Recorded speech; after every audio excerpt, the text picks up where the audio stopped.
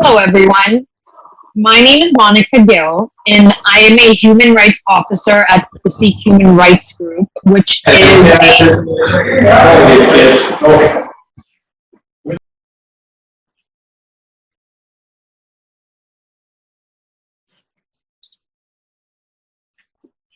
I am a human rights officer at the Sikh Human Rights Group, which is a NGO with special consultative status at the United Nations. Amongst many things, what we are working on is the issue of small farmers in India, not only India, but globally, and trying to understand and figure out what's been going on. So this is a discussion that we've set up along with the food summit that happened earlier this year in New York. From this discussion, we hope to unearth the proactive steps that can be taken by all members of our global society to safeguard the rights of small farmers. Furthermore, we will also be seeking to unearth possible alternatives to government agricultural subsidies, especially when it comes to the ongoing agricultural crisis in India. With the introduction of corporations into agriculture, small farmers have faced many barriers to make ends meet. Monsanto's reported objective is, quote, no food shall be grown that we don't own. Right from the seeds to the crops, agribusinesses have a monopoly. They own the seed, so they own the produce. Where does the farmer fit in? How are their expenses covered and their livelihoods maintained? Economic instability has forced our youth out of farming as a way of life. What once used to be family-owned farms have now become corporate enterprises, often operated via machines. Pesticide and fertilizer use has contaminated the environment, and unfair prices have created unending cycles of debt. Additionally, the supply and demand chains are unregulated, preventing crop diversification and creating soil anemia. Food is a basic human right, as is access to food. Each nation has a right to produce its own food while maintaining its cultural and productive diversity. A direct democratic intervention is needed, but it must understand the issues at hand, especially those of the small farmers. It is of utmost importance that we put those who produce, distribute, and consume food at the heart of food systems and policies rather than agribusinesses. It is an oversimplification to wish agribusinesses to simply, quote, play nice. More needs to be thought about. How can states play a role? What type of regulations can state governments put into place? How can farming be made more sustainable? How can farming be made more eco-friendly? Brainstorming plausible solutions to the aforementioned issues and then pushing for their implementation will help lift the burden on small farmers in the long run and ensure their survival. As part of this discussion and to kind of bring in a more nuanced perspective, we have three speakers who have very nuanced knowledge about certain areas of agriculture. The first person to speak is going to be Bhavjeet. Bhavjeet, as you know, has been working since last year using his online platform Tractor to Twitter to kind of debunk misinformation campaigns. He also has a very nuanced understanding of the farmers' protest, the Indian farmers' protest happening right now, and what's going on, what are the issues at heart, and how basically to go about solving them. So without further ado, Bhavjeet, the floor is yours.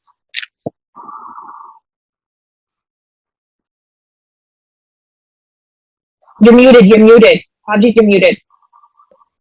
Okay, fine now. Is it audible now?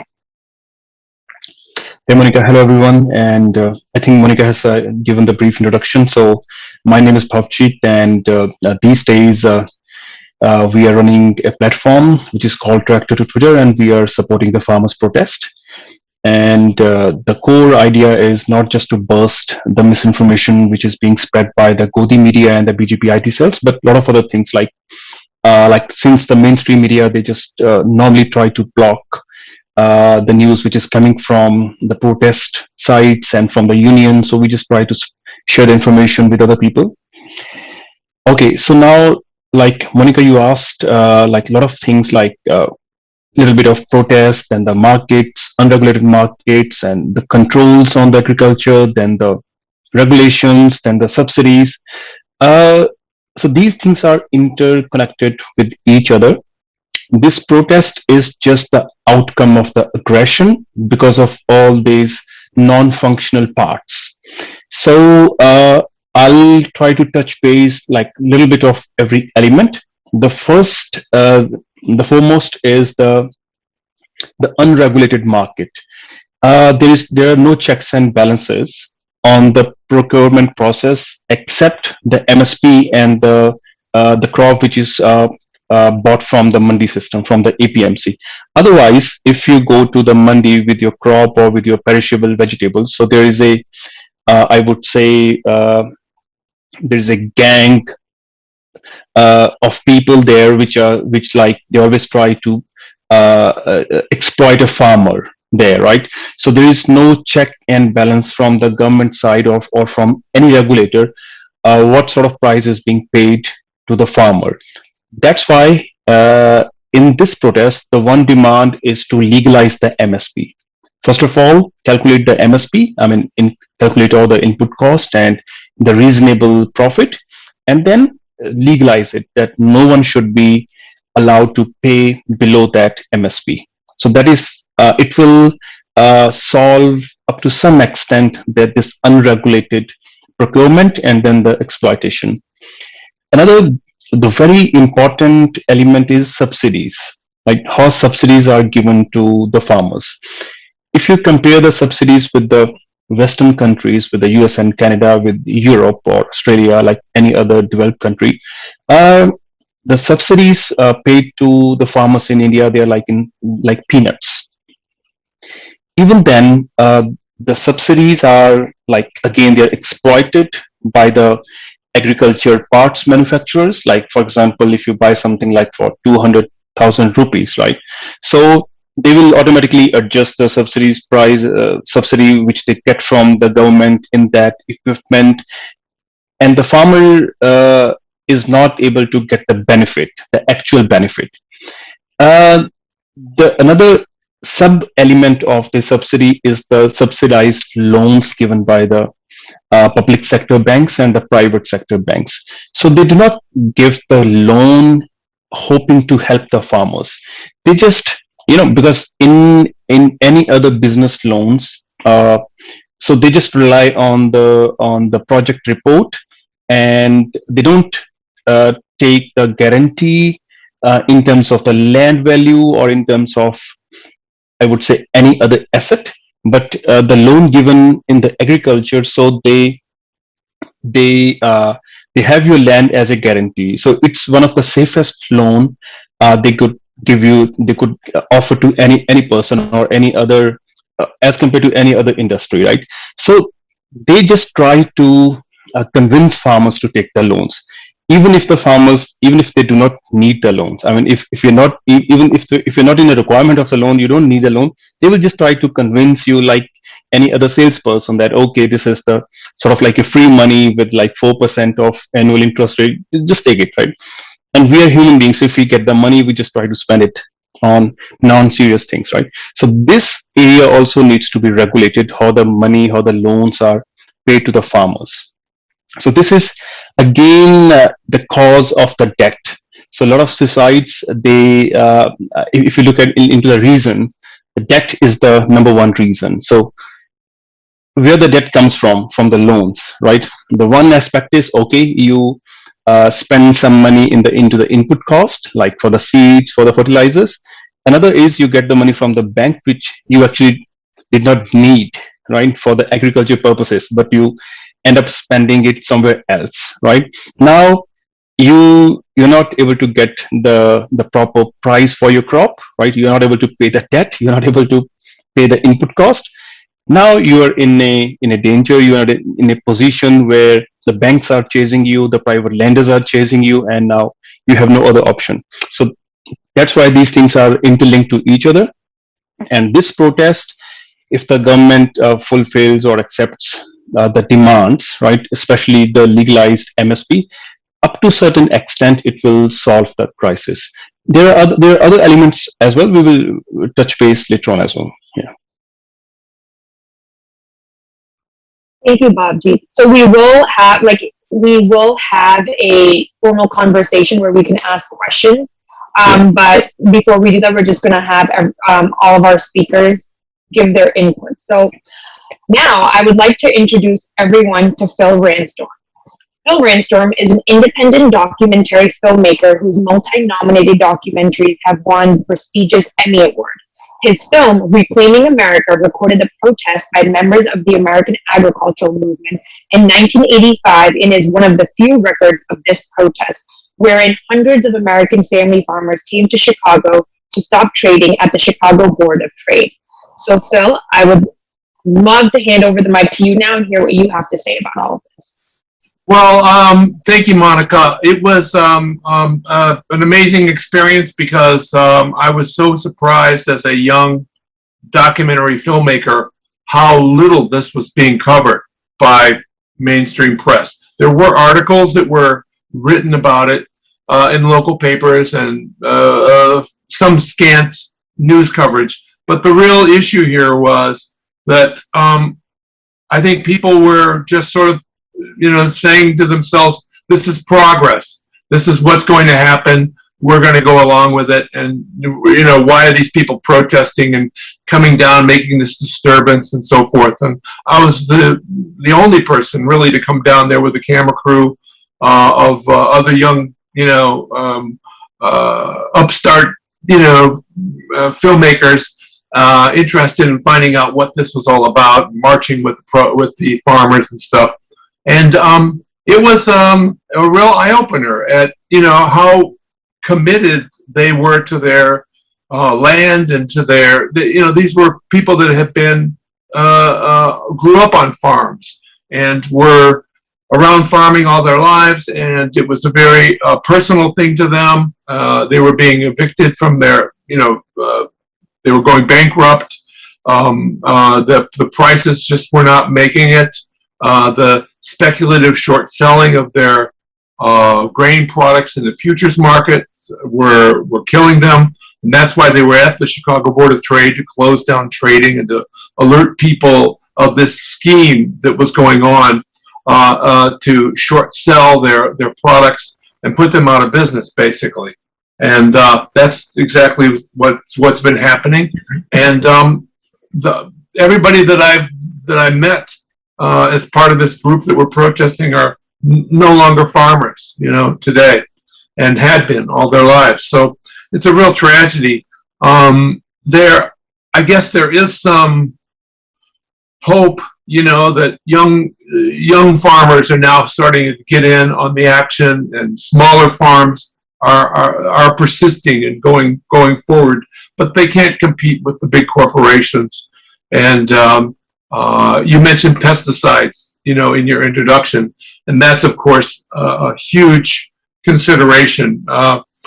It's why we find now pricing for organic food, at the supermarket now, which is kind of a strange thing. It's like, why can't we get organic food from the beginning? Why do we have to pay extra for it?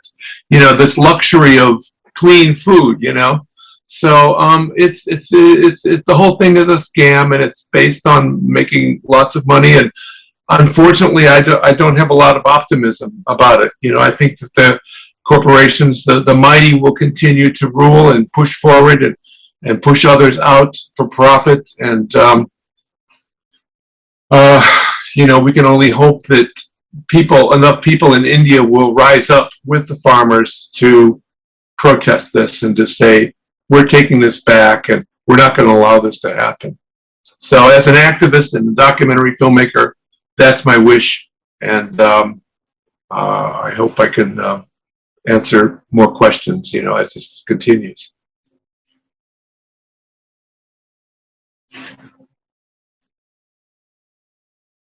That's it for me, for right now at least. Can you hear me okay? Monica, you are mute. Oh, thank you.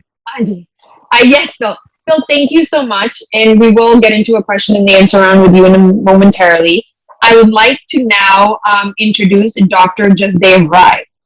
Dr. Rai is director of the Sikh Human Rights Group, and he started the organization in the 80s and has worked tirelessly to bring forth any agenda befitting the interest of the Sikh community. With the onset of the farmers' protest, he spent much of his time understanding the nuanced details of why small farmers across the world are dying out. So, Jasdev Uncle Ji, the floor is yours. Thank you. Thank you for the introduction and organizing this. Well, we brought about 6 children here, students actually, to COP26 on the environmental issue, and hoping to show them around tomorrow. So that's why it's a bit delayed. We just reached the hotel and all that. So I think what is happening in India, and it's I think it's a sort of a fact that if you look at the history of the last 200-300 years, what happens in India then starts to happen elsewhere. So the colonialism started in India and started everywhere else, and what they experimented in India then happened other places, and then independence happened in India, started other places. There are many other things that India is often the laboratory for first initiatives and experiments, and see whether it could work somewhere else. And I suspect this is, in a way, it's not just a call for farmers in India, but it's an international call, really. That what if it works in India with the corporate sector going in through the back door, I suspect then this will become quite a norm in other countries.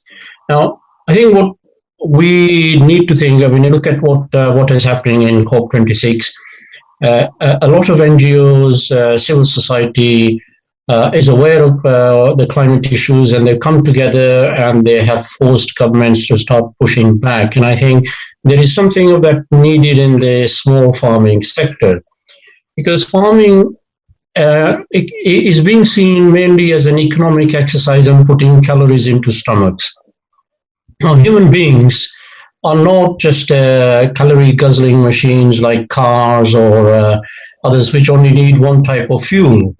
We need a complex set of foods such as vitamins, proteins, fats, minerals, roughage, etc. And secondly, human society does not live for economics. This is one of the interesting things that it seems to be happening quite a lot in the last 50 years, that people have to adapt to technology rather than technology being seen as an instrument to benefit society. So similarly, rather than seeing economics to benefit society, human beings are being forced to fit in with economics. Whereas human society needs sustainability, purpose, family, community, self-respect, a healthy environment, better climate, and that sort of thing. It's we are complex creatures or beings. So I think these things are being missed in all this.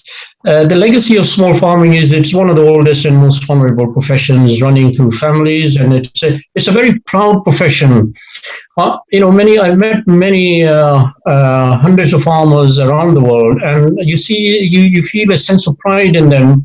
Even if it's a small patch of a farm, it gives satisfaction to hundreds of millions of people around the world. And farmers do take pride in their work, their land, and their stock. Small farms provide crop diversity locally for healthy lives. The alternative is for, let's say, we need a protein-rich food, we get it from somewhere else in the world, and of course that's not very good for the climate. And so most the world on the earth is such that you can have a local diversity which can cater for most of our diverse needs.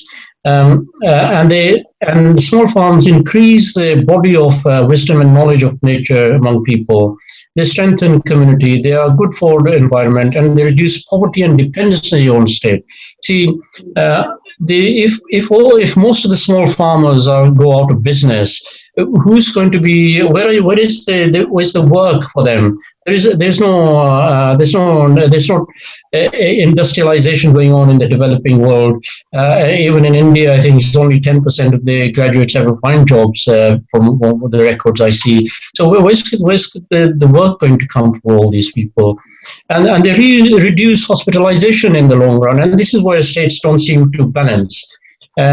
If you have a bad, stodgy diet and you're just feeding calories, and this is what a research study in the UK showed, that poorer people tend to buy poorer food, and they also have unhealthy lives, and they are more dependent on the healthcare sector. So what the state may save in one way tends to then weigh on it in another way. And whereas the corporate sector just sees an opportunity to making money, it leads to considerable environmental degradation. Now, a small farmer will have a bit of a fence, a couple of trees in the farm, and a little house or something like that, and it adds to the the population of trees in the world. It adds to the population of biodiversity in the world. Whereas a corporate farmer is going to have hundreds of acres of just cultivated land, nothing else. So it will produce. It's a sort of the full production of agriculture in a way. It will lead to poor health, thus adding to health budget of states. Communities get fragmented. So and people are employed as laborers rather than proud farmers, and it's very impersonal. And investors can be sitting as far away as New York while farming is going on somewhere in the middle of Africa, etc. So it's not really good for the world. It's not just the corporate agri sector. It's not just the corporate sector which is seeing an opportunity in food security, because the corporate sector will go anywhere. I mean, when basic necessities such as electricity and water were being privatized, and they jumped in with it, and our experience in the UK is a huge wastage of water by the private sector, but it's all being subsidized by us, the poor, the taxpayer. Similarly, the corporate sector now sees an opportunity in food security. We all need food, so why not go into that and make money out of it? And unfortunately, the international institutions help them. And I think what has not been has been mentioned much in the Indian press, apart from one or two times, is the effect of the influence of WTO, the World Trade Organization, and all this. The WTO has outdated policies and rules. It's based on the influence and interest of large and affluent Western countries. And it was made at a time when most of the developing countries had very little clout. No doubt they still have little clout, but they are slightly more powerful now than before. And it fails to take cognizance of environmental issues. Its policies they seem to be in a vacuum. They don't seem to take things, factors such as poverty, the diversity of foods, and the health and environmental issues. And the WTO rules are based on a perfect global economic dynamics. Global economics don't really work as the WTO or some of the international institutions form them. There's a lot of politics going on. There's a lot of other things going on. In the Indian farming issue, when we did more research, and we found that, well, while everybody was blaming the Indian Prime Minister and the Indian government, what was not, again, it was only a couple of weeks that the Indian press picked this up and highlighted it, and then just went quiet on that. I don't know why. It was Canada for the last 30 years has been going on, banging on and on at the WTO that India must reduce its subsidies. Okay? And USA and Australia joined it, and the whole Keynes group is part of that. Now, the Canadian pressure has been going on even last year to 2020. Australia, as some of you might know, brought a formal complaint against India on giving a subsidy of about 180% on sugarcane. So India was sort of in a corner. Whether the Modi government took advantage of this or whether it was pushed into these new laws, we don't know. But there seems to be also the WTO influencing what has happened. And if you go on the Australian government site, it's very interesting what they say, and it's almost what is being replicated in the laws there. And they're saying the sector is highly inefficient, output is volatile, inadequate linkages to markets, okay, and distorted pricing mechanism, scarcity of resources, especially water, infrastructure and storage gap and logistic challenges for distributing produce. This is the Australian government's website, and it's giving advice to India that you need to sort these out. Why? Well, the theory is that Canada and Australia think, so if a farmer, but the WTO rules are that you can only give up to 110% of the production costs at the most. So the majority of farmers in the North India, Punjab, Haryana, etc., if they only make 10% profit on production costs, they'll go out of business and they'll have to sell their land. And what will happen? The big corporate sector will come in. So it's quite insidious what is going on with the help of an international institution. Okay? The UN did introduce this thing called United Nations Declaration of Rights of Peasants in 2018 after 17 years of discussions. The problem with a declaration at the UN is it's not a binding treaty. The key parts of the declaration are any development in policy must be done with consultation and involvement of farmers. There must be a minimum price for crops that takes into account inputs, and farmers must have access to independent courts in case of disputes. Now see, three things emphasized in the United Nations Declaration of Rights of Peasants, which India was at the forefront of negotiating and persuading countries to sign up to it. And these are the three things which have been completely taken away in the new laws, okay? And they're the ones that are being abrogated from. So what do we need at the moment to finish, to bring to a conclusion? I think there needs to be an international movement on behalf of small farmers and small farms. I think small farm unions around the world need to come together. They need to bring a better awareness, the benefits of small farming to the wider public. And it can't just be an emotional need, but a need based on broader perspectives of human life and economics, such as diversity, such as good health, such as the benefit to environment. And today, in today's world where the climate issue is such a big thing, on why small farmers are better for the climate rather than big farms. And I think we need to emphasize in this campaigns that economics need to be multifactorial, not a matter of just what you put in and get what you get out, what percentage profit you make. It has to look at the social capital, it has to look at the health capital and other things. I think there should be a campaign to change the WTO rules in some sectors that are not amenable to simple capitalist economics, such as small farms. You can't, the tariffs and trade barriers and all that sort of thing, which are being dismantled by WTO, the regulations on how much subsidy you can give. There are some sectors in our life which are not amenable to those sort of rules for society to be thriving and healthy and not to go into sort of depressions and things like that. There needs to be a multi-agency awareness of necessity of small farms at the UN. So what you have at the UN is a very fragmented sort of institution. You have the Human Rights Council, then you have the WTO somewhere else, and then you have the World Bank somewhere else. There's an increasing awareness at the Human Rights Council to try and bring human rights issues across in all the various sectors of the United Nations. And I think the WTO needs to take cognizance of this, that the right to clean air is a human rights, and the right to environment is a human rights. The right to not to be pushed into poverty is a human rights, and all those sort of things.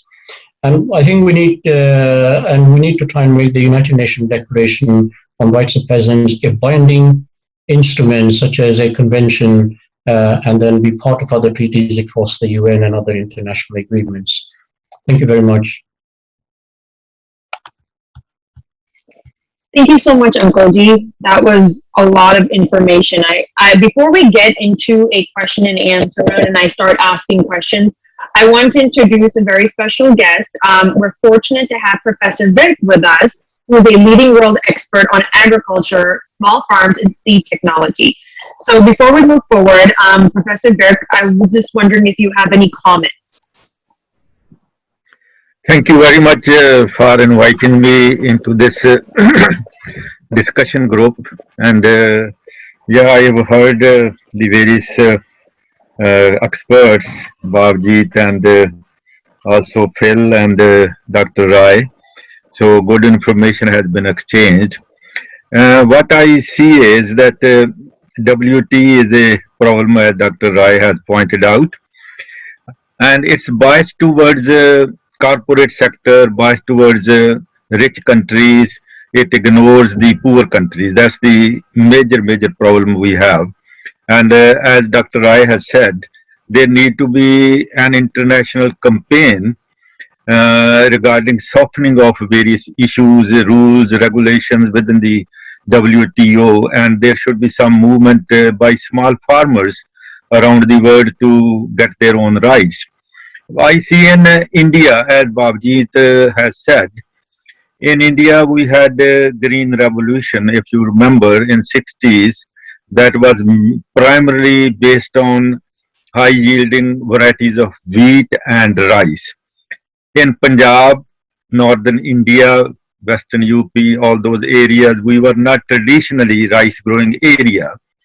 But the government forced us into rice and wheat cycle by alluring us into various things, giving us free electricity and free other fertilizer, other imports, even seeds, and so many tube wells have been dug out, about 15 lakh of them, drawing water day and night with free electricity, and we had deteriorated our soil system, our water system, and now we are addicted to wheat and rice. We cannot get out of this cycle, and the water of many blocks in Punjab has become brackish. You cannot even drink it. There's a lot of cancer around. So the government put us into difficult situation, and now they don't want to rescue us. This is the problem. When India was needing food, then we overproduced. They were buying on MSP, and now they don't want to give MSP. So we are stuck in this cycle, which is very, very detrimental to soil health, detrimental to people health, detrimental to our economy, detrimental to area. So that's the major problem, and it has blocked our ways towards diversification, which we were very familiar before rice and wheat started cultivating in this fashion. When I was a child, we used to grow ragi, gram, wheat mixed together. All those things were there because there was no water. Now, in India, we are talking specifically about India, more than 85% of people are small farmers. Small means less than 5 acres of land. And a family in India is of 5 people. Average family is 5 people. Now, when you are living in a far-flung place, you have at least some land, you grow your own food, you can eat, you can survive. Now the corporate sector is coming, and what is happening? They want to move the population towards cities, urbanization. But as Rai has said, urbanization can happen if there is an opportunity for industrialization. There is no industry, no opportunity for people to go to urban areas and get employment. Now, if they go out, they will be starving. But if they are living on their land, they are at least having their food at least. But in small farmers, I have worked with small farmers for a lot of my years in both Africa and India. Now there are two situations. One is corporate structure says that you have to grow more food in high potential areas and then transport it to low potential areas. But I think for the need of small farmers, we must produce the food in situ. In the situation where the small farmers are living, the food should be produced locally. Local food production should be there. Transportation is not an answer to distribution of seed. In India especially, I have worked with the people who do not have 2 meals to eat for whole of year. Their food supply is only last about 6 months, 5 months, 6 months like that. Then they move out, migrate, work in the different area, different people, and then bring some money, and then that's how. But I have seen the NGO sector and government sector, if they get together and try to produce food locally, that's the answer rather than going into a corporate sector. Corporate sector creates its own problem. As Dr. Rai has said, it reduces diversification. You have large farmers, small farms pushed out of cultivation, and there is a mono cultivation done, and it has its own problems. So I see, as Bhavjit has said, there should be intervention from private sector, there should be intervention from NGOs, there should be intervention from the government. And government intervention is very, very essential because they make the regulations, and within that regulation everything flows. How they have put us in green revolution system, you know. Similarly, if the government can bring in at least minimum price, because this agriculture is the only sector where the farmer doesn't fix price. In all other sectors, there is a price fixation. For example, in medicines, there is MRP, which is a maximum retail price. And if you get 20% discount, you are happy. But as Bhavjit had pointed out, in the market, what happens? You take the produce, it's lying there. People are just betting on it, and then you get the lowest price. So your food is lost there. So you are not given unless there is a right price given to the farmers, there won't be any solution.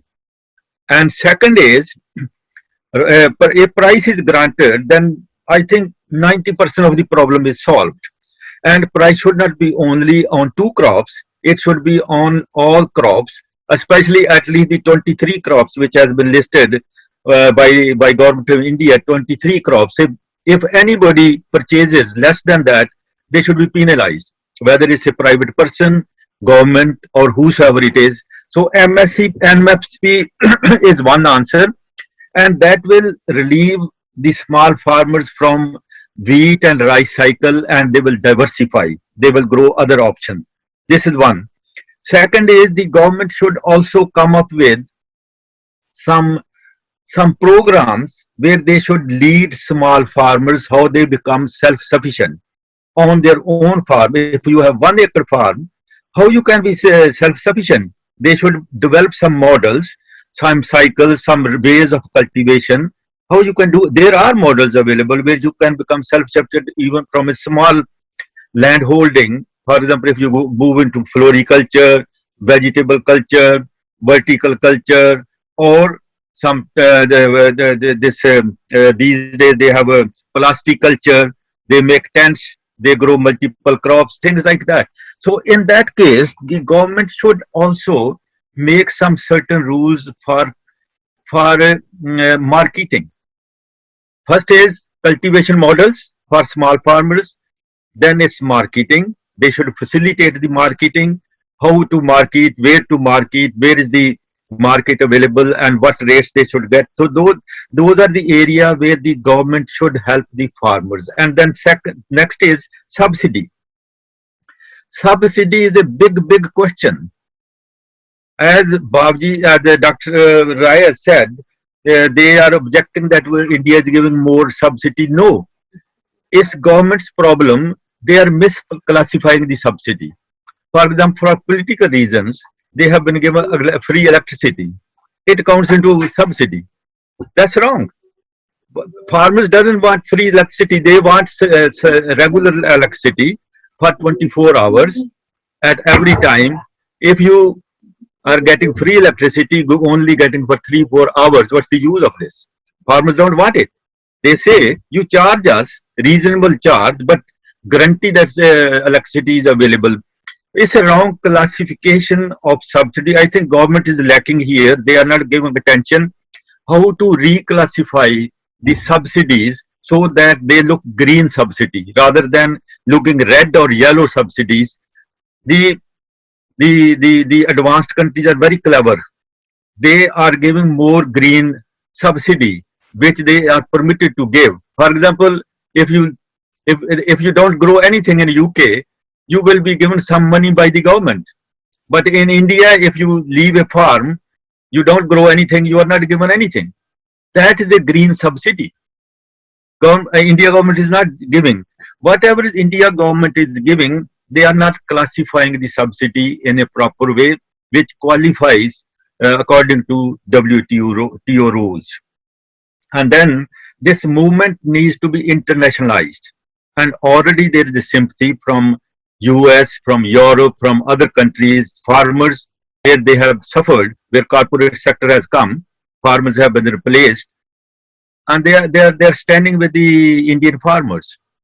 And corporate sector is giving lot of money to the political parties, especially in India. That's why they are not withdrawing these rules. They are not repealing them because their subsistence is on the corporate sector. Big houses, they are giving lot of money, millions of rupees are given to them. That's why they are not rescinding these rules. So this is the problem, I think.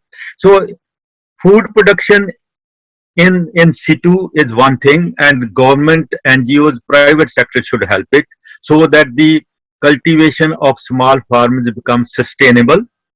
Otherwise, we will be in a hunger period. Though we are saying that SDG by 2030 we want to remove hunger. No, there will be more hunger. More people are being added. More malnutrition is going to happen. More children are going to suffer. If the small farmers are suffering, they are not getting their remunerated price. So this is the problem. Second is distribution of food. In India, they developed a public distribution supply, purchase from one area, give on subsidized rate in the poor areas where people don't have food supply. So that needs to be strengthened. You buy from Punjab, supply it in Bihar, supply it elsewhere where people don't have food. So that system needs to be strengthened, and it should be purchased on minimum price and distributed on a large scale with the people who do not have enough food to eat. So I think with this, I will finish. I've taken longer than what I probably you allocated to me. Sorry for that. Thank you very much. Thank you so much, Professor Burke, for that. That was extremely insightful. Now, the floor is open for questions. You can just, below, just put your hand up if you have anything to ask. Now, moving forward, I have a question. Professor Burke, I hope you don't mind. I have a question for you. You mentioned the wrong classification of subsidies, green subsidies versus red subsidies versus yellow subsidies. So, it's a well-known fact that countries like America, Canada, and Australia don't have MSP per se, but they have a lot of other programs in place that kind of help the small farmer along. For instance, they have special loans for farmers. If somebody's pursuing agriculture in colleges, they get a certain percentage off of tuition. They have other ways to move farming families along, which they've implemented after the kind of upheaval that happened in the 80s and the disaster that hit the Midwest. So my question to you is, what are green subsidies, and what is it that India is doing that's classifying other subsidies as green subsidies? Yeah, green subsidy is allowed by WTO. That even if you get 200% green subsidy, they will not object to it. So it's the classification. There are three classifications. Red, which they say remove it. Yellow, they give some time, remove it in a few years. Green, you can keep it always. So what the European and developed countries have done, they have classified most of their subsidy as green. And there are ways to make it green. For example, as I said, if you want to diversify, you leave some area in the field, make a pond, and let the natural population develop there, and that's a green subsidy. You put some forestry, you are adding to the environment, that's a green subsidy. So this way you link it with something greenery. So then it will qualify it. Even for changing the environment of your field, if you want to add something into the field to change the environment, that becomes the green subsidy.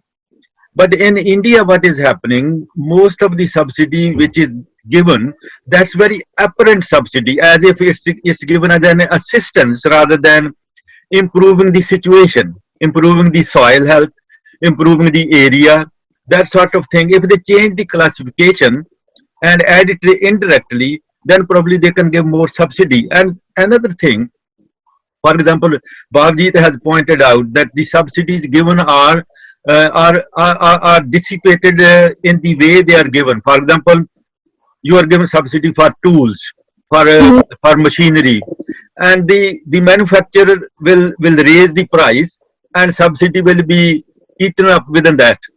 So the government doesn't have any control.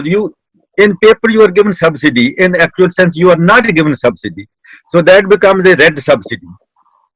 So if the government changes into things like this being given to the industry, not to the farmer, then it becomes green subsidy. So this is how the classification is. The government is, I think, is not serious. It's a politically oriented system. They don't care for anything. They just put in money, don't make proper scheme, don't consult the relevant people to how to classify it properly. They just put in the money just to please the people. That's it. And then the ultimate end is the WT doesn't approve it. So there are many heads available around who can think how we can change all this subsidy into grain subsidy so that the farmers get something without any objection. And then the other thing is the pricing. As Dr. Rai was saying, international price, there is a problem that the Indian cultivation price comes to the same as international level. Now there can be two systems. When you're dealing with the international people, you have international price. When you are dealing within the country, you can have your own price. For example, wheat and rice, if you are distributing within India in the PDS system, then it's Indian price. If you want to export it, then it's international price. But why the people from outside should object to what price you have within India? So it's not being properly addressed, I think. That how the prices structure prevails within the country is your own problem. How it is prevailing internationally, that's a different question. So there are ways which the government needs to think. There are economists available in India, very high economists. And why they can't use their expertise? There are agricultural universities, more than 50 agricultural universities are there. And the government is just not consulting them. If they consult them, they write a paper, give their report, nobody sees them. And it lies in the offices. That's the problem. It's all red tapeism going on in India. The solution is there. Government is not serious, not employing proper people, and if proper people, if they give them suggestion, it's never accepted. It lies in the office. Nobody sees it. There have been many papers on diversification. No action has been taken. So this is the problem. Thank you for that, Professor Burke. Now, I have a question for both Bhavjit and Phil. And my question is, so both of you, especially you, Phil, you've interviewed in your documentary farmers. And my question to you is that, to both of you, is that small farms are also heritage farms. So they're farms that have been in a person's family for generations. And I'll give myself as an example. I grew up on a farm in Rajasthan. I might not know the nuances of growing food, but there is a sense of attachment. And when that attachment is taken away, we see mental health issues. For instance, in rural America, you have the highest rates of suicide, alcoholism, and domestic abuse cases.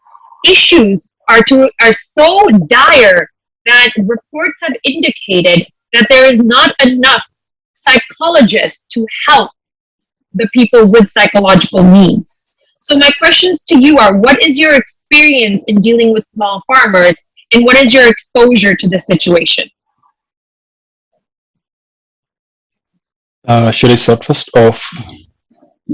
Yeah, Bob, you can start. Or Phil, Yeah, do you want to okay. start? Okay, Phil can start first because I wish to add few more points to this conversation. So Phil, you can go ahead first. You're muted, Phil. You're muted. Oh, I'm mute. Okay, sorry. My experience with all this is that I just agree with you. What you said, you know, it's exactly right. We have a real epidemic here in this country of mental health in general, and the plight of the farmers is unique in that you know, rural people tend to be more settled, tend to be more, you know, happy. My mom grew up on a farm in southern Illinois, and she used to say often, you know, if you eat right, if you live right, you do right. You know, that was sort of her motto, and everything sort of flowed with nature. If you're in tune with nature, you're doing fine. And this has been interrupted in a terrible, violent, dramatic way, and our lifestyle, the roots of our lifestyle, are being pulled up, and it's a real shocking time that we're living in right now, and we're seeing sort of the symptoms of it in so many ways. The homeless problem here in the United States, talk about mental health issues, you know, the need for mental health assistance, and that sort of thing. It's unconscionable. There's major changes that have to happen, and otherwise, I just don't see our society continuing. But this is all symptomatic of big corporations taking over and forgetting people, and forgetting good food, forgetting health care, forgetting forgetting what we're all about. Yeah. Thank you, Phil. Bhavji, to you. Yeah, see, agriculture is such a raw occupation. No one, there's no psychology. I mean, we don't have any specialized mental doctors, experts available for this, right? It's taken as a granted, right? So generally, the educated society, they always take farmers as, oh, this person is not able to do anything else, anything better, so that's why that person is into the farming, right? So the farmers are generally considered as just like tools, like any normal tractor, right? But there's one point, I think, where we all, I mean, the experts are lacking, right? What are we looking at? How do we look at the farming, right? So generally, in all the developing countries, we always consider US as a model for housing, model for sanitation, model for manufacturing, for all the occupations, right? So we just copy the plan and try to implement it in our country, like in any other developing country, right? So I think that's where we are not able to understand the requirement of the farming, because in Western countries, farming is like any other business, like any other corporation. Like people are associated with the farming to make the profit, right? They have thousands of hectares of land, so they can work on really small margins. Whereas in India, farming is associated with your survival. So that's why you are so emotionally connected to the farming, to your land, to your tractors, right? Because like there's a relation between mother and a kid, right? So that's why you treat, I mean, I have never heard any other person from the Western country who treat their farmland as their mother, but only in Indian subcontinent, right? Pakistan, India, Bangladesh, where we are culturally connected to each other, right? So that's why we are so much emotionally connected to our land, right? So that's where the formulas go wrong. right? When the governments, they try to formalize, try to create some policies for the farming, they always think, okay, the Western model is successful, let's copy the model. Whereas the Western model is the profit-oriented model. Indian model is survival-oriented model.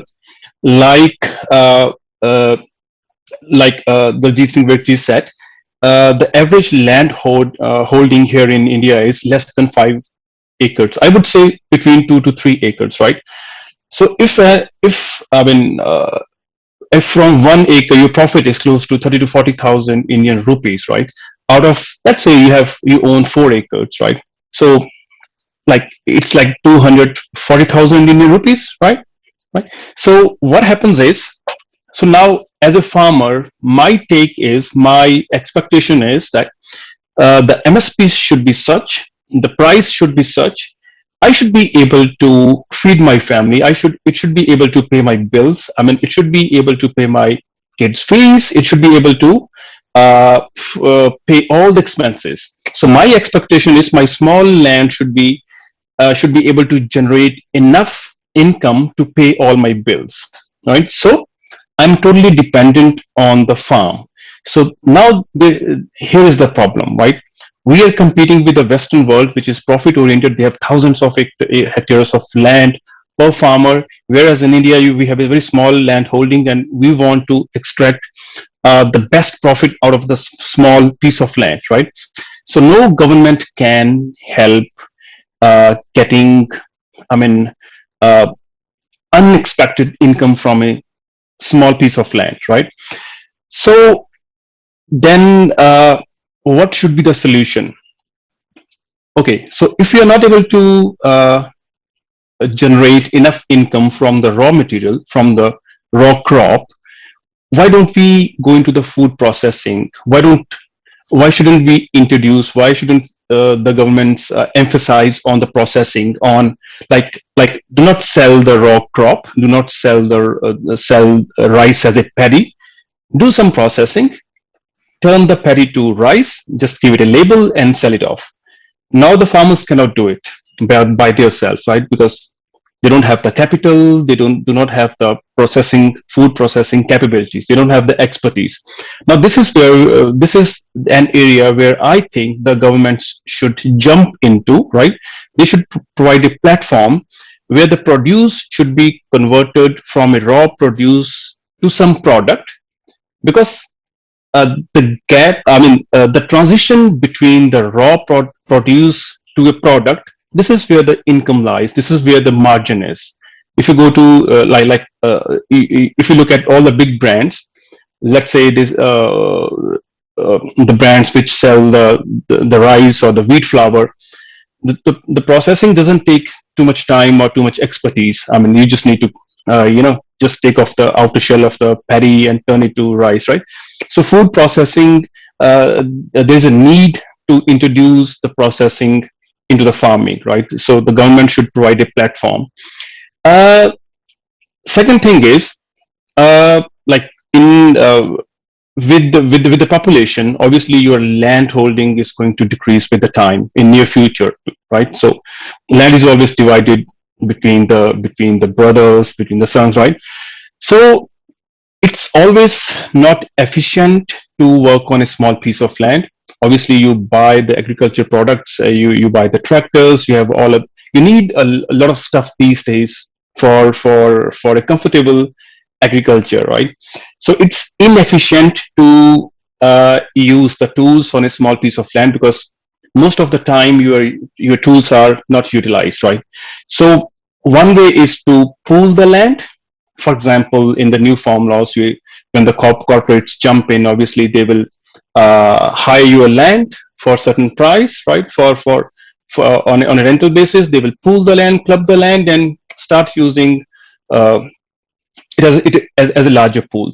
So if you don't want to go that way, then there is a need to introduce the cooperative farming, right? So in the cooperative farming, again, you need to provide the platform where the farmers, they can join their heads, pool the land, I use the common agriculture equipment, right? To make maximum use out of that. So we have examples in Punjab. It's not like these things are alien to us. So, for example, the Gujarat-based Amul. So it's one of the largest cooperative.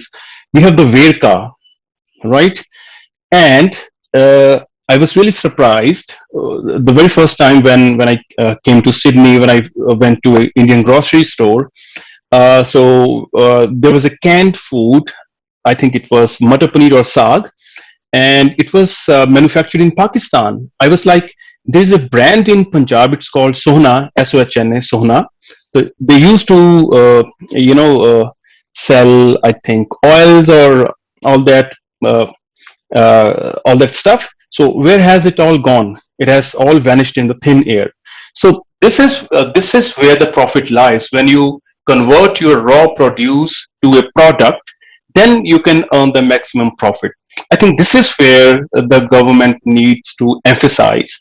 So I understand that from a very small piece of land, the government cannot give you enough money for the survival, because again, it's out of economical equation, right?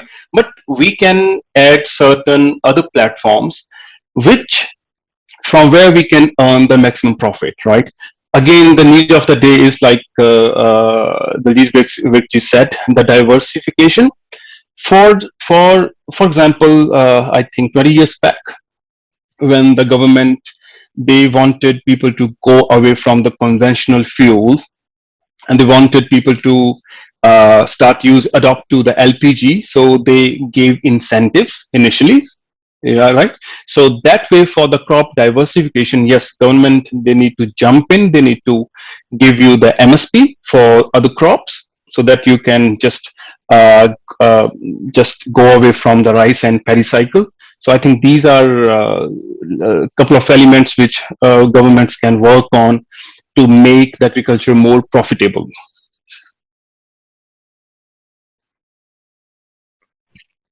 I think we're on mute. Yeah. Yes. Professor Baird? When Bhavjit was speaking, one thing was coming to my mind was that they want to have international price ceiling. The problem is, when you have this system, you are ignoring the conditions of the people in India compared with the conditions of people in Europe. In Europe, you have NHS. For example, in England, we have NHS for medication. As you said, mental health and all those things, we depend upon them. And it's almost free. And then there is a social security system. If you don't have a sufficient income, at least you are given some money that you survive. If you don't have a house, then the council gives you a house. But look at India. In India, there's no assurance, nothing. You have to depend upon 2 acres of land which you have for feeding, for your expenses, for medicines and everything. So how you can compare that the price you are getting here and price you are getting there is their subsistence, their survival, as Bhavji has said. So how you can standardize the price internationally and say a poor person who doesn't get any NHS help, doesn't get any income support, nothing, and you are giving the same price as you are giving here with subsidies. So that's one thing which was very confusing. The other is, if you take MSP, you are saying that you cannot give this an MSP to a farmer because it's more than what is internationally available. But corporate sector, they can label the same thing after processing whatever they want to do. Let a free flow in the international market. Whatever they charge, they charge. There is no control on them. Why there is not control on their price? What profit they can get? How many percent? 20%, 10%, 100%? There is no ceiling at all. No ceiling on corporate price, but ceiling on farmer price. They are objecting. They don't want to give even the ceiling to the cost price which the farmer, according to Swaminathan formula, whatever cost price is, plus 50%, add 50% onto it. That's the price, is the minimum price farmers are demanding. And when it comes to that, everybody jumps. Oh, no, we can't give this. From where the money is going to come? When corporate comes with little will little bit addition of value into the same thing, they charge you double, triple, 4 times. Nobody stops them. That's inequality. Inequality is inhuman treatment with the small farmers. I think here the human rights things do come here, which is very strange. I agree with you, Professor Virk. Does Dave Uncle-G, you have a comment? I have a question to Phil, really. Yes. I know that small farms have been more or less decimated in the USA. Yes. Is there an appetite among people to go back into farming if the circumstances were right? I don't see that. I don't know, because I'm not intimately, involved with the farmers any longer. But I've spoken to Wayne Kreitz, who is the main activist featured in the documentary. I spoke to him, this year, and I think he's just been so beaten down and beleaguered, and as are, all the family farmers, here. That they've just given up. They realize they're against a brick wall, a huge wall of resistance that they'll never overcome unless there's some major political change. He's actually tried to run for the U.S. Senate a couple of times. Wayne did, as a farmer, so he is trying to make changes, but it has to be, there has to be that realization that we need to have smaller family farms, that they contribute so much to people, and in terms of quality of food and pricing and everything else, that it needs to be a priority, and it just isn't, unfortunately. The corporate farms have taken over in so many ways, not just taking the land and supplying huge volumes of food, but when you're talking about buyers of pesticides and buyers of other products and things like that, they're dominating the economy.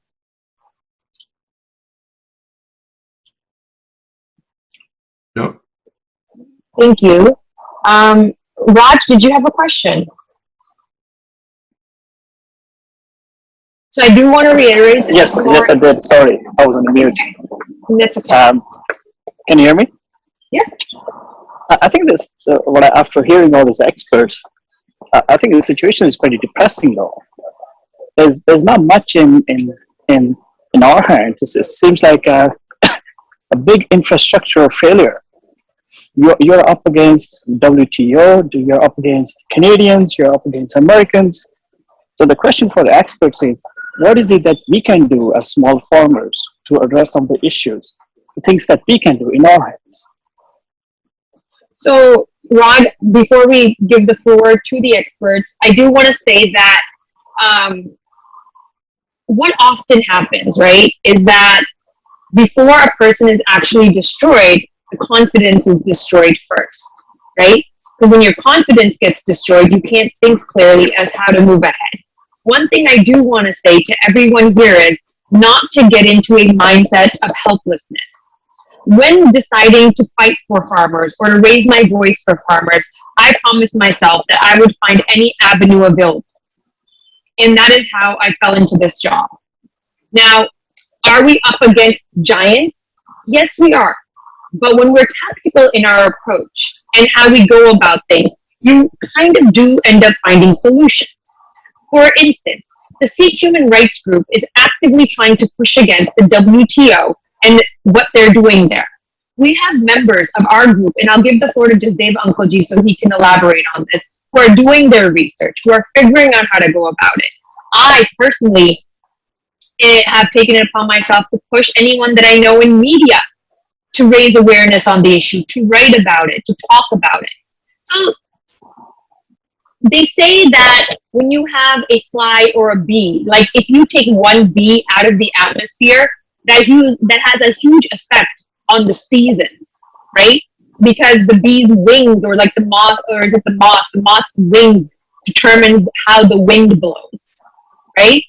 So just because we're small, we are not powerless.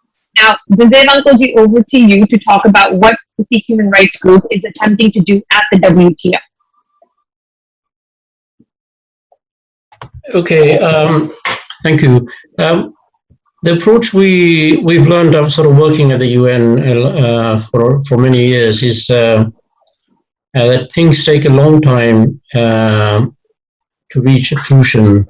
The United Nations Declaration of Rights of Peasants took 17 years. There was a small NGO in, I think it was Indonesia, which started it, that there must be some sort of a rights for peasants.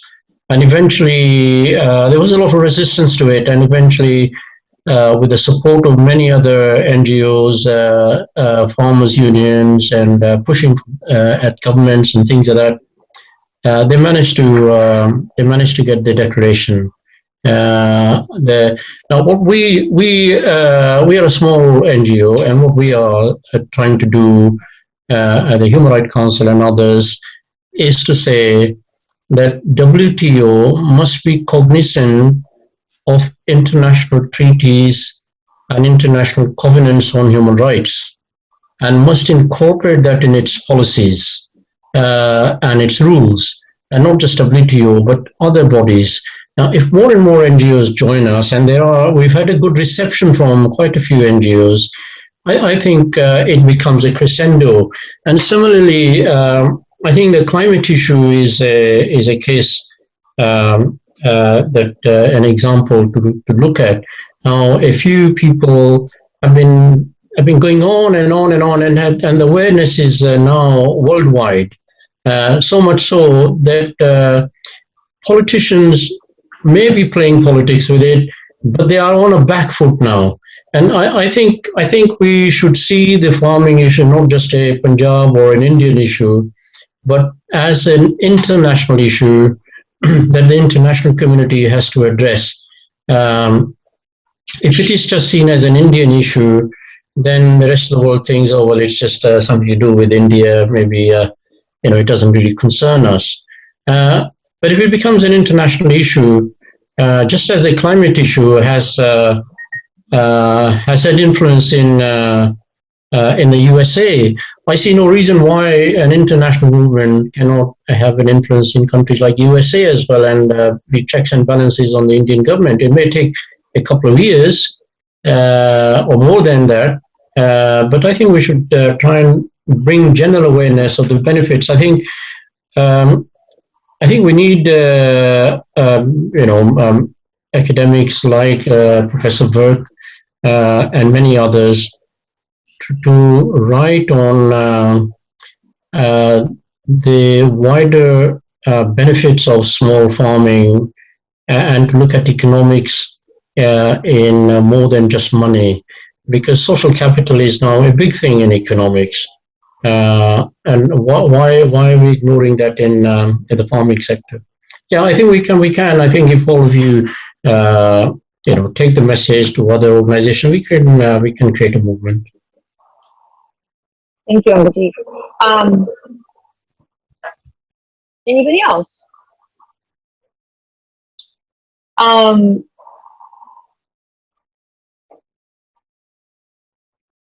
Yes. The name here is SHRG. There isn't a name. It's Raman. Sorry. So I guess it's more of a comment than a question.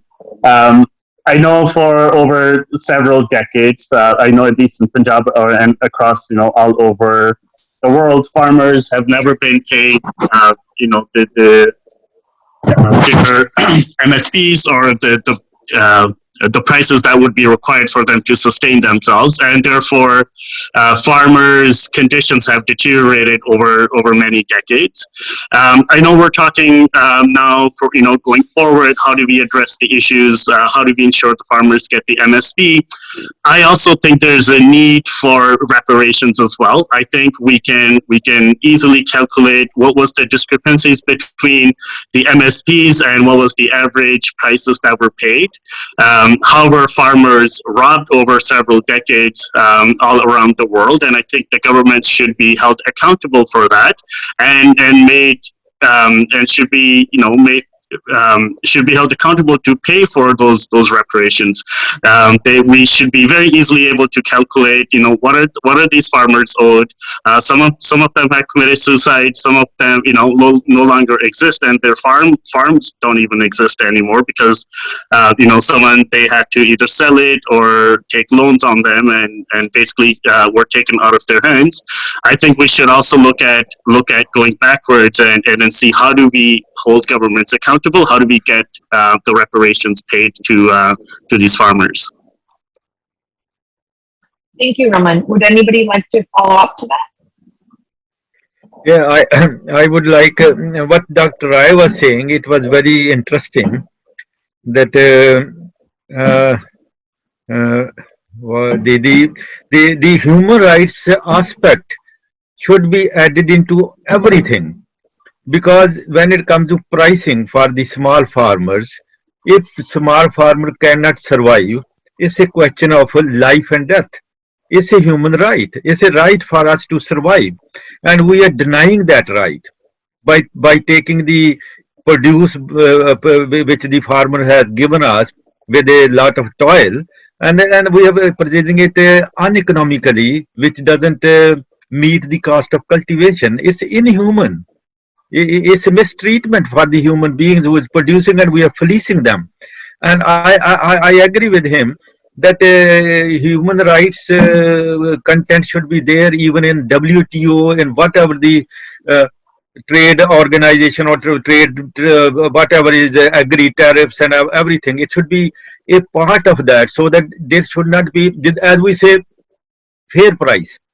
That people should get the fair price, and you should not fleece the poor farmer and get misuse their labor and get it. For example, coffee you purchase on a tiny price, and when you pay $1.5 per cup, where's the in between? When you price a spoon of coffee is taken from the farmer, what's the price? Is peanut. It's just a pence. And when you purchase the same price, same coffee, is 2 pounds here, 2 or 3 pounds now, minimum 3 pounds a cup. So where that money is it a fair price? It's an inhuman treatment, I think, with the supplier at the bottom end. Why the UNO cannot protect their rights? That's very important. I think it should be component in every agreement. That's what I feel. We should fight for it. Yes, Professor. Thank you, Professor Virk. Does Dave Uncle-ji? I'll finish by saying that taking on another issue where we as an organization got consultative status in 2015, although we've been working in the UN system since 1985 through other organizations.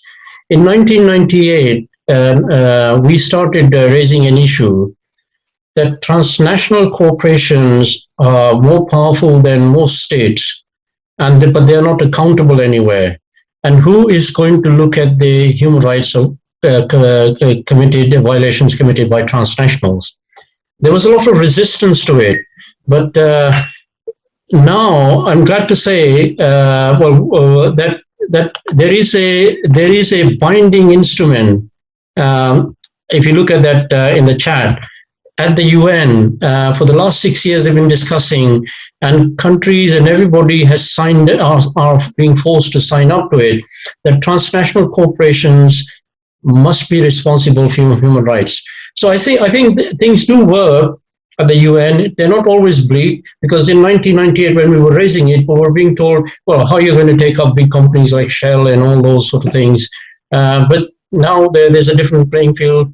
At the transnational corporations working group, big companies are being asked that about their employment rights, about the effect they have on communities where they, for instance, mine and things like that. So I think a similar movement can be done for farmers. Yes, Raj? Yeah, I just want to go back to the idea of reparation, which sounds pretty exciting. it seems to be a good idea. The question for experts is there any precedence in any other areas where this may have been done in the past, be it mining, be it deforestation? And if this is true, could this be done in India during what happened during Green Revolution?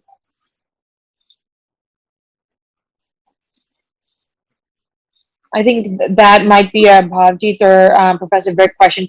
Is there a precedent anywhere where in the world where reparations have been paid? Raj, please correct me if I'm restating this wrong.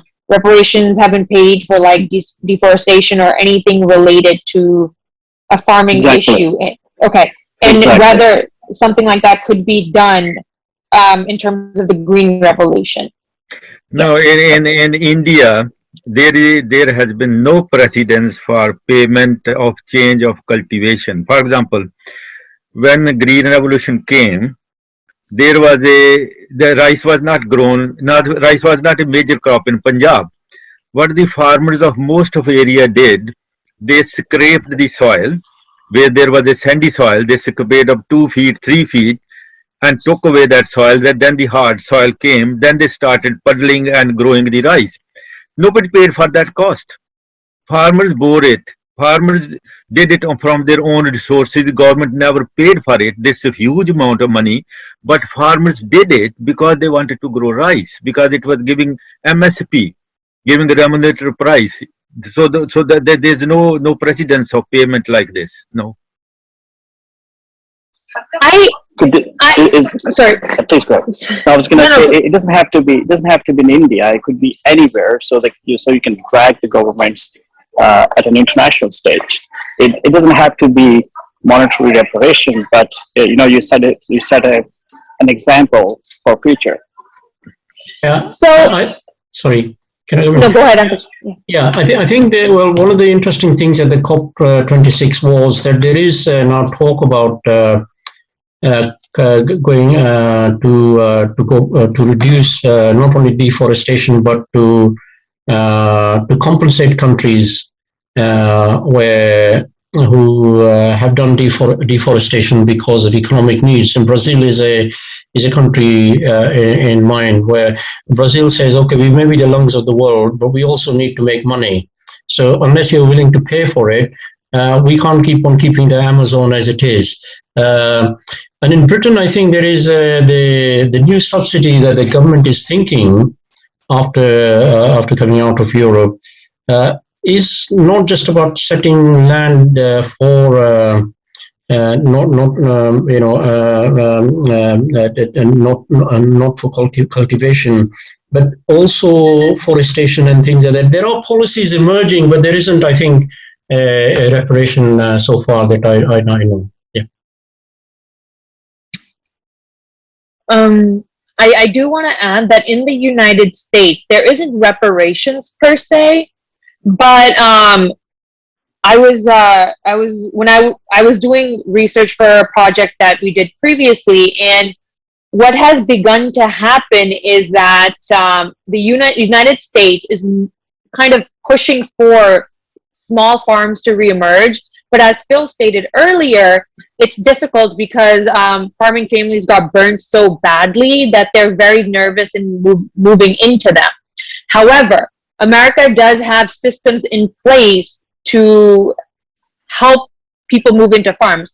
For instance, like if somebody was to buy, simply because my dad was looking into it, if somebody was to buy an almond or pistachio farm, there are certain tax benefits to that. Tax benefits, and like you won't have to pay a certain amount of, I don't know if I'm wording this correctly, either capital gains or income tax on another business you might have. So you see people like who, for instance, a lot of Indian people have small businesses or, might have dental practices, and then they will look at, investing in farming simply for the benefits of it. So this is a double-edged sword. It might help families who previously, before the 80s and, the get big or get out movement, they might help them come back. But then you have other people who might take advantage of the situation. so that is a little bit of what's going here. And I've said previously that students who pursue agriculture in colleges get either free tuition or a portion of the tuition off. There's special loans now for agriculture and agricultural families. So the United States government is somewhere trying to bring back small farms because because of the climate and the environment aspect of it. Plus, in America now, there is a movement that Hollywood has a lot to do with it, which is the farm to table movement, which is if you eat organic, you are healthier, you are fitter, you just, that it's become a trend in America where it is not so in the rest of the world. We are hitting at about 2 hours, so I will like to request our panelists if they would like to give any closing remarks. So Bhavjit, I would like to start with you unless anybody else has any further questions or comments. No? Okay, Bhavjit, over to you. Yeah, I think we pretty much covered everything, and there was a great learning for me as well, because as you know, most of our work is covering the protest here. And I used to work in a small farm, which is owned by my father, right? Then I did my engineering and moved on to IT job, and I was completely disconnected. And then this campaign, it just pulled me into all that stuff, and I just started looking into the history books. All I mean, especially this the cooperative and the food processing. At one time in around 2015, it was in my mind that it needs to be started from somewhere, maybe from a village level. Especially, I mean, the main problem faced by farmers in Punjab. I mean, if you're moving away from rice and wheat, is that if you're not able to get proper market, let's say during the harvest season, how can you store it? Can you afford the storage? For grains, it's fine. For perishable, it costs you more on storage versus your input cost, especially for the potatoes, right? Sometimes the farmers, they go to the cold stores, right? And the store owners, they would say, hey man, we don't trust you. I mean, even we cannot just later on sell off your potatoes to recover all the cooling cost. It was so unpredictable. So I was like, I mean, we can go for other vegetables, let's say peas, right? So you can just there can be some small cooperative at a village level where you grow the peas and then do some processing, and then what do you call it, pea seeds, or we get the frozen peas from the supermarkets, right? So just pack them and put them in a comparatively smaller cold storages, right? Give them a nice label, just go to the nearby city and just set up a small stall and sell it off. So I think considering in the farming in India or farming in Punjab, it's not even close to the farming in the Western countries. So we cannot simply apply the same formulas here. So we need to, I mean, we have the small land holdings. Again, we cannot have the same pattern, same formula for the income as well. We cannot look for the huge margins by just selling the perishable, by just selling the raw crop. So we need to introduce the processing. We need to introduce the cooperative farming so that we can just earn some profit from the finished product rather than the raw product. I think we need to look for the ways how we can give additional income to the farmer, not just increase the income, but we need to give the supplement income to the farmer. I think that's where we should work on. Thank you, Bhavjit. We are. I would like to move on to Phil next. Can you hear me, Monica? Yep. Okay, great. You mentioned earlier about hope. You mentioned about despair, and it is despairing to see the plight of the farmers here in America. But what gives me hope is what you guys are doing. And it gives me hope that there is this movement now in India that has become, while you guys are the beneficiaries, the recipients of a economic model that has failed, starting in the U.S., you are the precursors of a new revolution that I think can awaken young people around the world. And I'm really excited about that. And I think that I'm involved in this as much as I can be to do what I can to help you guys and be a part of it, and also in the hopes that this energy will resonate here, will come back to the U.S. and help save us, in many ways, because we've really sold out in so many ways, and I'm really excited, and what you're doing gives me hope. So I'm not despondent at all. I feel re-energized by this new movement. So what you guys have talked about today, I've learned a lot and listened, and it's been a great experience, and I appreciate it very much. Thank you, Phil. Appreciate you being with us today. Yes. Dave Uncle G? Well, I think it's been a very constructive, in my opinion, session that we can leave it with some hope, and if we work together, we can. When it gives me sort of a slightly irony and I suppose a bit, not smugness, but I would say excitement that whereas the world is always looking for the USA to come and save it, then we are going to save the USA. But Yeah. So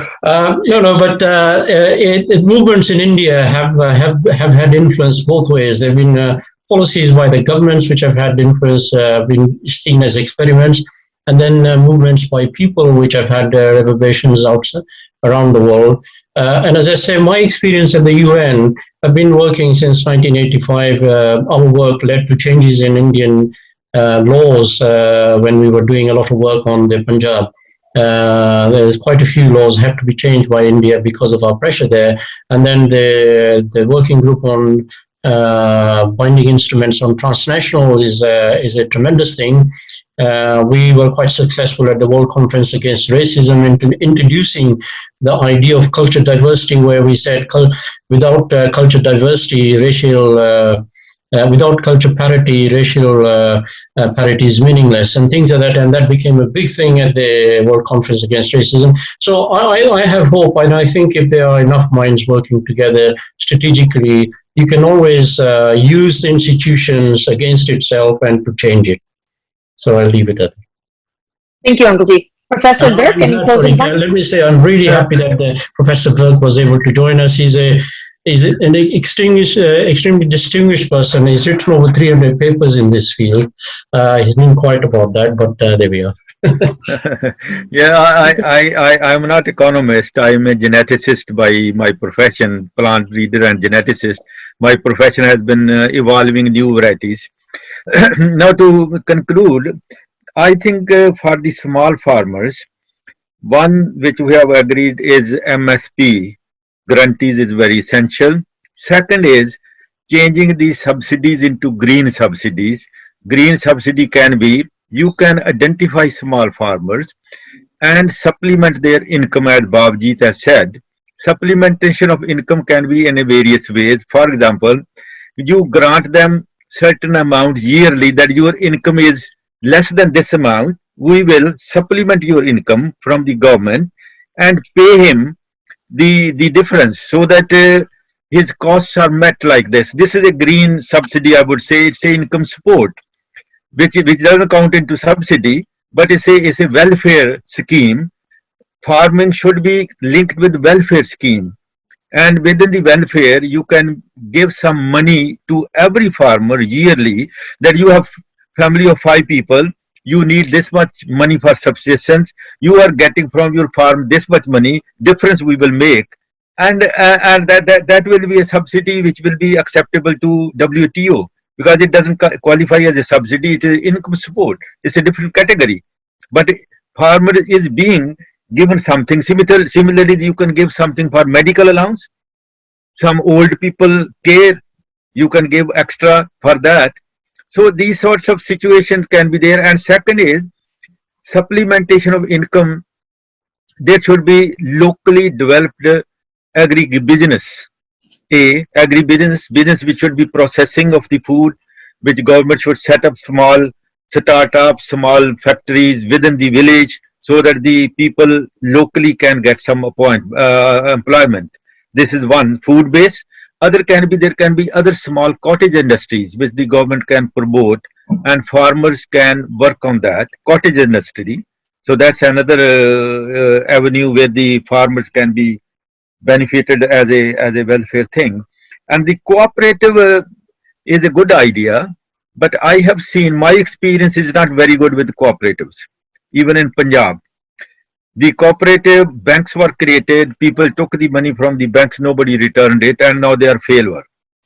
I myself did some cooperative endeavors in eastern India, and that was for seed production. I said we will make some seed producing groups, and so long as the money was given to them from the project, they were sustainable. The moment you do come out, they flopped. Actually, there is not say belief. There's not good. Everybody is selfish, especially in Punjab. Everybody wants my turn should be first. My turn should be first. And in cooperative, you have to sacrifice your turns, which people are not ready to do it. So that's a very difficult proposition. Though the government of India is moving towards producer groups, farmer groups, and cooperative groups, but I personally, I'm not very convinced with this. People pooling the land, then it's a very good idea having a cooperative system, but our people don't cooperate. This is the problem. Yeah. Everybody wants first. You have to be second, third. Nobody wants to be like that. That's the problem. In Punjab government also started some system like this for especially for the implements, big machines. You have a common place in the village where you can get it on hire, and it has also not succeeded very well. This is a societal problem, which is a big thing. If you have to succeed the cooperative, you have to have some other ideas along with it, which makes it successful. Which is I'm not very convinced with that idea. Okay. Thank you, Professor Berg. I genuinely want to thank all of our panelists for coming in and sharing their insights and speaking with us. I want to genuinely thank all our guests for being here and, for listening and for giving your inputs. I would like to conclude this session. And for those of you who are looking to get in touch with the Sikh Human Rights Group, can we put our email in here, Ria, please? And we will put our email address in the chat box, so you can email with any questions, or if you would like to stay, in contact with us regarding any further events.